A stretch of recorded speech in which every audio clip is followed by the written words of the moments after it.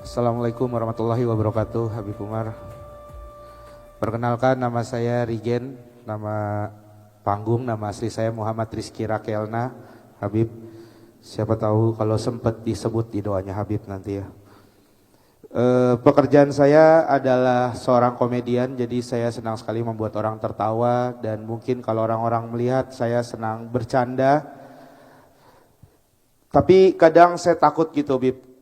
Jangan-jangan apa yang saya lakukan dianggap main-main di mata Allah Subhanahu wa taala. Jadi yang ingin saya tanyakan, bagaimana cara seorang komedian menjaga niat dan batas agar humor yang disampaikan tetap bernilai baik dan tidak menjauhkan diri dari Allah Subhanahu wa taala. Itu aja Habib, mohon pencerahannya. Assalamualaikum warahmatullahi wabarakatuh. Barakallahu fiik. Yakunu dzalika bi islahin niyyati awalan. Semoga Allah Ta'ala memberikan keberkahan kepada engkau, saudara Rigen. Yang pertama adalah langkah pertama memperbaiki niat kita terlebih dahulu. Wa huwa idkhalus sururi ala qulubil mu'minin.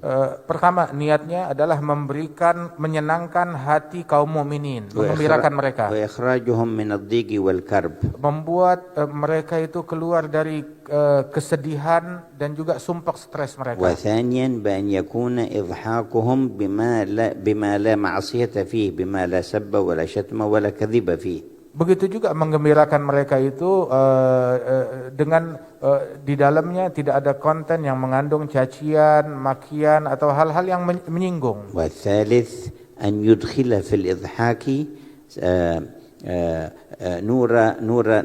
نور التقريب إلى الله والدعوة إلى الله تعالى، فذلك ممكن من حيث أن يختار في الإضحاك شيء يشير إلى ترفع عن سوء أو إلى تمسك بخير أو إلى تذكر بالمصير. Dan hendaknya yang ketiga itu apabila bisa memasukkan di dalam konten komedi tersebut dikemas dengan kemasan di dalam itu ada cahaya Allah Subhanahu wa taala yang tersirat di dalam membuat orang makin dekat kepada Allah taala ataupun membuat orang meninggalkan daripada keburukan atau hal-hal yang buruk, disusupkan dengan hal-hal yang demikian. Di dalam konten yang dia lakukan dimasukkan hal-hal yang demikian, dan itu bukanlah hal yang sulit. وكان في الصحابة من يكون فكاهيا ومضحكا للجلساء.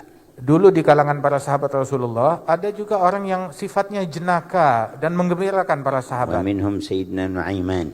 Di antaranya itu seperti Sayyidina Nuaiman, sahabat Rasul. وكان يضحك منه صلى الله عليه وسلم في كثير من الأحوال. Dia bahkan sampai bisa membuat Rasulullah sampai tertawa di banyak situasi. وكان إذا رأى شيئا جاء من البادية من الفاكهة والثمر يشتريه دينا ويأتي به إلى رسول الله.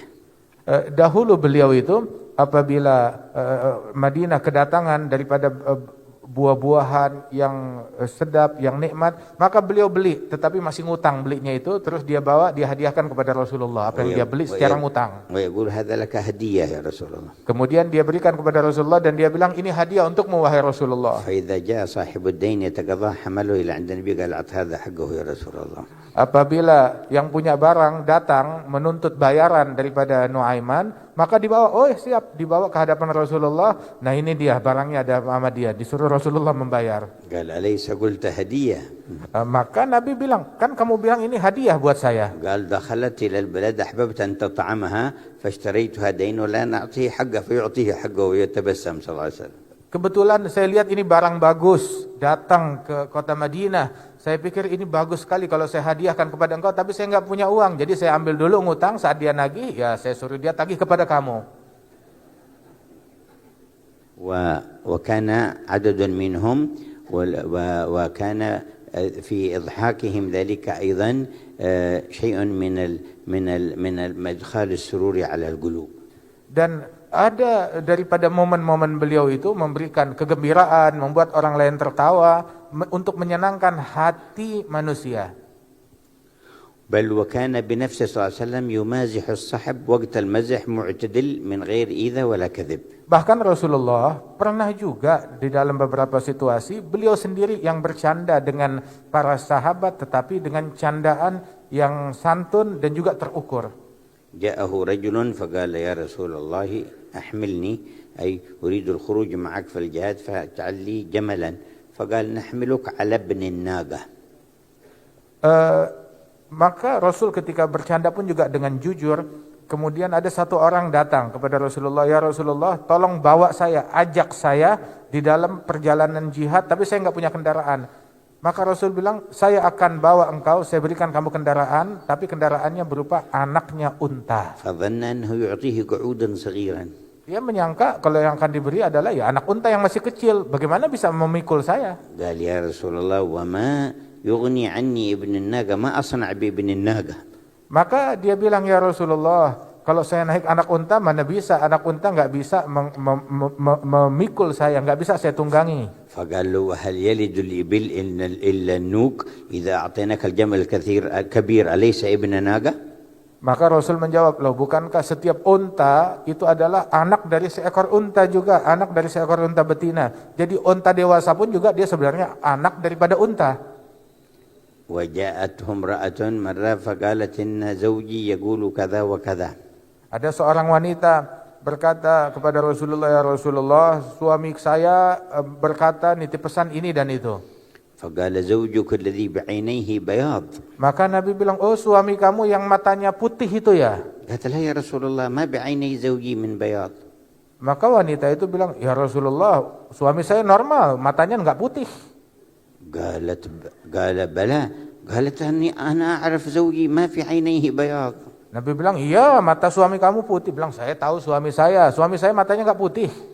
قال هل من إنسان ليس في عينيه بياض؟ Nabi nanya, memang ada manusia yang matanya enggak ada putihnya? أنا ما عنيت بياض السواد من العين البياض الذي حوالي العين. Artinya itu mata manusia pasti ada putihnya, enggak mungkin putih semua matanya ataupun enggak ada putihnya sama sekali.